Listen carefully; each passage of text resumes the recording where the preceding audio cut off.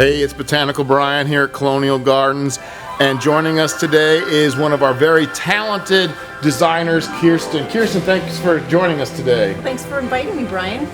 So it is Christmas here at Colonial Gardens, and we are helping our customers deck the halls.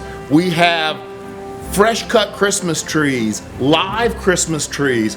We have beautiful poinsettias and so a great selection of Christmas decor, some very unique Christmas decor. As you can see over my shoulder, we have all kinds of cool stuff in our showroom. And we also have fresh cut green evergreen boughs. And today Kirsten is going to show us how to make a beautiful Christmas arrangement with evergreen boughs. Kirsten, what are you going to be showing us today? Well, Brian, here this past couple of weeks when we got our greens in from out of state, we've been creating all these beautiful arrangements to put out on your porch. So today I'm going to share with you some tips on how me and the crew have been making these for you. So I've noticed these are very popular over the recent years. Is this something new to Christmas decor? Actually, cut greens have been used by ancient people way back pre-Christian days. So not just old school, it's ancient school. It is ancient school. People, cultures used to cut greens and put them in their house to ward off evil spirits or to encourage the sun gods to come and bring spring early. But in the 16th century, the Germans actually made it more of a Christmas deal, and they put boughs of pine and spruce and fir in boxes and around their homes to symbolize life and the hope of the coming spring. So what are the best types of containers to use for your arrangement? Well, when you're using an outside arrangement, we'll head over here. We can use any plastic, concrete. We've also got some ceramic pots over here. Anything with a drainage hole you want outside because it's going to get the weather, it's going to get rain or melting snow. And we're also going to be misting our greens to keep them fresh. So you don't want to waterlog the pot. So you want it to have drainage holes. We also have some fiber pots, kind of like a really thick cardboard with holes in it, and these we like to use if you already have pots from summer and fall arrangements and now they're kind of empty. You can make winter arrangements in these fiber pots as an insert. Just set it right down. Set it right down in there. Yep, and in the Awesome. spring you can lift it right back out and make your new container. Awesome. Can you show us some of the greens that you might want to use in an arrangement? Sure. Let's step on over here to our greens table. All right. So now Kirsten's going to show us all of the different greens that you might use in your Christmas arrangement. Kirsten? Okay, Brian, here at Colonial we have a lot of greens to choose from. And a lot of the different greens, they all have their own texture and form, so it gives them different uses in an arrangement. I'll take you through the greens that we have. The first one is the pine.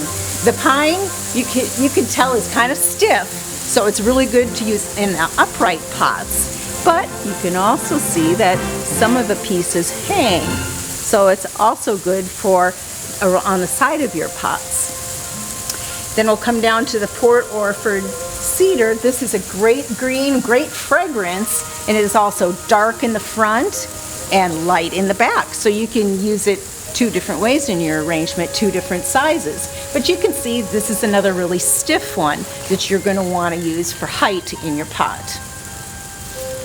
Then we'll come to some boxwood. Boxwood again is really stiff and really vertical. So this is another one that you're going to use for a vertical element in your design. When we come down to silver fir, this is one of my favorites because this is really dark green on one side and nice and silver, thus the name silver fir on the back side. Again, you can use either side when you're using it in your arrangements. Very versatile. It's really cool. Contrast its own self. I like that. Yep. Next we're going to come to incense cedar. This cedar has little cones on the ends of them, which makes them way down. So it's another good one for a drooping over the side of the pot. Then we'll come to some noble fir. Noble fir has a little bit of blue tinge to it, but it's another upright. So if you want to use some blues in your arrangement, go for the noble fir. As we move down, we'll look at some western. Western's kind of interesting because it's another one, again, that you can use it as a vertical element or as a drooping one over the side of your pot. It does. Then we'll come to Douglas fir. This is one of the most fragrant boughs that we carry. This again, another vertical element, very stiff branches. So we like to use these to give height to the containers. And lastly, we have some noble fir. That, of course, screams Very thriller. We like that in the center of pots. So can you cut greens from your own yard and use them as well? Absolutely. I've got some samples of that right down the road. Let's go take a look. Well, I know what these are. Hedge apples or good old Bodart fruit or Osage orange. Those are a great chartreuse color, and they add a lot of pop to a container as an embellishment. Imagine so, and how cool. They look like little brains. I bet they add a lot of interest you can to find the those containers. all over Missouri. For sure. What else do you have? Well, we've got some holly here. A lot of people plant holly shrubs right in their yard. It's got the pretty red berries. Now, I do put a disclaimer on holly because once you cut holly, if it freezes, it'll turn black. So we like to use holly in just the indoor arrangements where they aren't going to freeze. Good to know. Of course, you can use any sticks that are falling from your trees or anywhere. Again, another height element. And here we got some teasel, which you'll find along the side of the road everywhere here. I've also spray painted them before too in a red color, so I like to use those in arrangements too. You can use magnolia. A lot of you have the magnolia trees in your yard, and that's another really great Christmas. Beautiful texture, and I love that dark green color. Yeah, a good contrast to the evergreen. Yes. The needled evergreens. Now this, do you recognize this one? This one came from my friend. Allium, giant onion. That's the big purple flowers that you see in the late spring blooming. So they dry really nicely, and I like to save them for Christmas. And sometimes, like this one, I even spray paint it just to give it a little bit more color. What a great idea. Other than the brown. And then pine cones. Pine cones, and more pine cones. Now, we may not have anything like that around here as far as a pine cone. That's a monster of a pine cone. That is sugar pine cones. But you can come in here and buy them at Colonial Gardens. But you can also find all kinds of other pine cones right out in your yard. Yeah. Austrian pine, white pine, Scotch pine. Spruces you might have in your yard, spruce cones, but you can buy them all here if you don't have them in your yard. And then you can use all kinds of other embellishments and ornaments on your arrangements, huh? Right. Once you get your greens in your pot, then you want to kind of decorate it up a little bit with either seed pods, berries. I've got live winter berry, or we've got artificial. Artificial is always nice as well. Then you can keep it from one year to the next. Yeah, I love these cute little stars. It's so cool. It almost looks like a wand I can use, huh? We also like to use, right next to you, Brian, is some birch logs. Now this is white birch, it's not our river birch, but the nice white bark goes really well against the dark greens that we use. So we like lots of different sizes as well. They would look cool together, larger ones as well as smaller ones together. Absolutely, you're a designer. All right. So show us how you would put together a container for a Christmas arrangement. Sure, let's go over to the table. Okay, let's put one of these together, Kirsten. Show us how to do it. All right, here we go, Brian. The first thing, I chose a plastic pot, and we use topsoil in our pot to hold our greens in. We have our Garden Magic, and I really love the Garden Magic.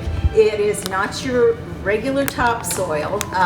It is nice and soft so that it's easy to stick greens inside of it. But it's also got some sand in it, so it's really heavy and the wind won't knock your arrangement over. So we do sell the Garden Magic here at Colonial. So the first thing I do, I gathered up some greens that I think I might use.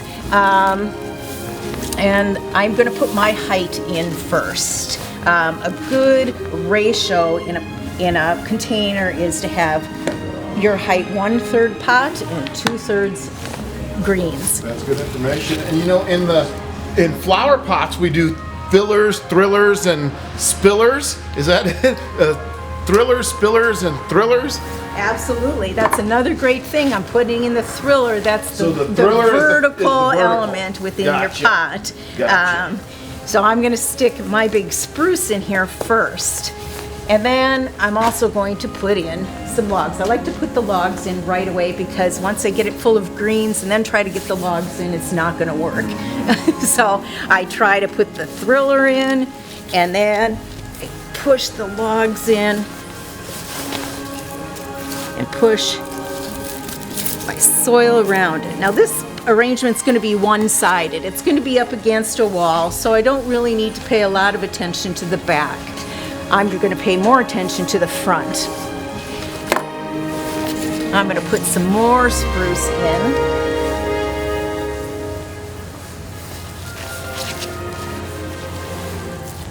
And that's all I'm going to use of the spruce. I'm going to save all my little pieces that I might have cut off because we don't need to stick all of it down into the soil. And I will use those later to fill up the back. Then I'm going to put in some of that Port Orford we showed you that's really tall. Oh, it smells good. And again, I'm going to cut off some side shoots because I don't need, this is the only part going under the soil. I don't need branches on that part. I can smell it all the way back here. This is smell-o-vision. Again, I cut the piece to the height that I want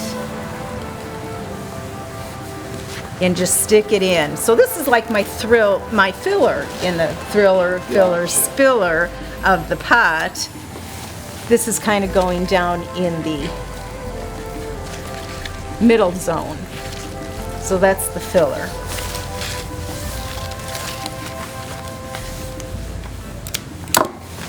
Again, don't be afraid to make a mess. I'm good at that. This would be a great craft night for a family to get together and everybody makes one, and then you can vote do a competition on who's this the best. Absolutely. And there are no general, I mean, thriller, filler, spiller is a great guideline, but rules are meant to be broken, and if you just want a vertical pot, that'll work too. But it's really easy to just stick in some greens. And the one thing about using topsoil as to opposed to like a floral foam is that if it doesn't look right, you can pull it out and put it somewhere else, and you're not ruining any foam or anything. Yeah. That's really great about the soil. So now I'm going to use my piece of pine. Here got a lot of pieces I can use. I got the tip that I can use.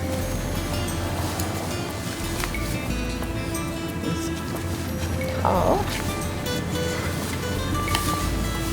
And then if I cut this right above the junction, I've got a whole bunch of pieces that I can stick in. So you can use a lot of a branch.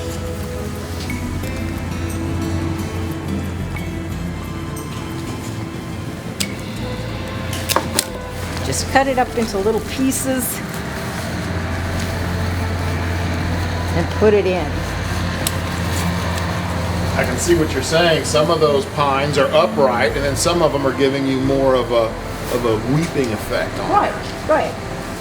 I also like to use the noble fir as a filler. You can see how dense all the needles are.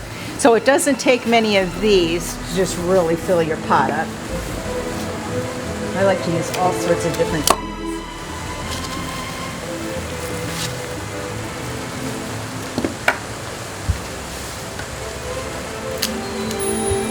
All right, now I'm going to add some spiller. We're going to add some of our coned cedar.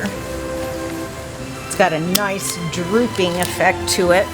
So I like to tuck it in up front, and it kind of hides the rim of my pot. And there's lots of pieces on this that we can use. Just cut up the branches and stick them right in there. Adds a little color.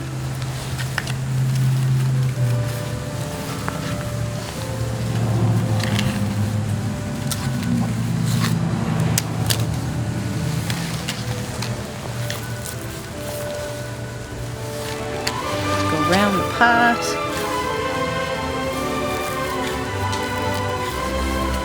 I like mine full.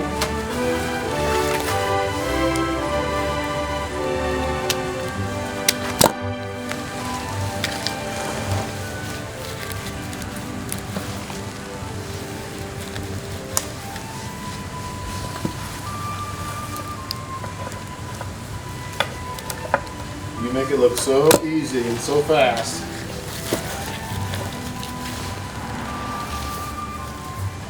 Once you get the hang of it, it is really fun.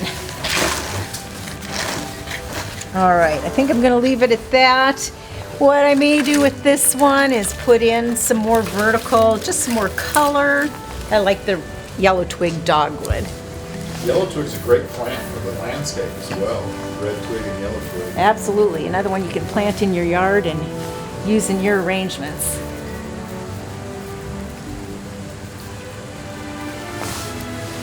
Now when I put embellishments in it, I like to wire them to a stake.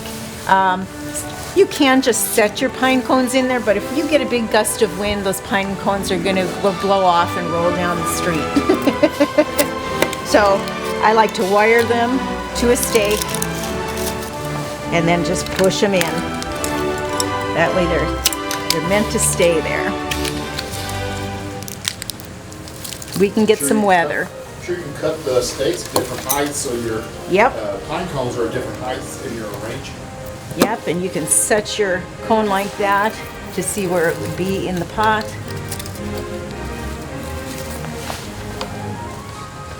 And I do the same thing with the berries.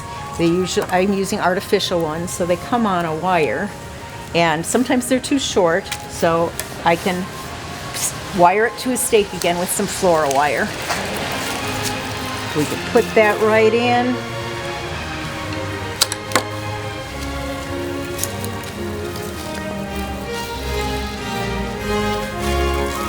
Nice thing about artificial is you can bend them to where you want. And again, you can take these elements out at the end of winter and save them for next year. Speaking of next year, so how long does that last? How long will your arrangement last? And when when Christmas is done, what do you do with your arrangement? Well, as far as its lasting ability, that depends on two things, is how you take care of it and also Mother Nature. Usually an arrangement like this, you're going to have to mist with water. On a sunny day, you're going to have to do it daily. The reason why is because you know, Brian, how trees and plants grow. They have roots which take up water, and then their leaves give off water. Well, when we've cut them like this, we've cut their roots off. So now they're still giving water out of their leaves, but they aren't replacing the water because the roots are cut off. So if you mist them down, it keeps them nice and moist so they don't desiccate. Right, helps keep them fresh. So an arrangement like this will definitely last for at least 6 weeks. It can last till, if Mother Nature cooperates and gives us refrigerator weather, we can actually last into February with an arrangement like this. Again, misting, keeping it out of the sun. If you can get it on a porch in a little shady area instead of a west or south area. So you could take off some of your Christmas embellishments and then put on a few stars for New Year's and Maybe an egg for Easter or something like that. I had one made here, just like this one, but I put the ornaments in it just for the holidays. And then when I'm done with the holidays and just want it to be a winter pot, I'll just pull out the ornaments, and then I will just have a winter container. Great, great. So if you're still hesitant about creating one of these Christmas arrangements, you can come to one of our workshops. We've got several workshops going on, and our Colonial Garden staff will go through you step by step how to make your arrangement, and then you can just take it with you when you're done.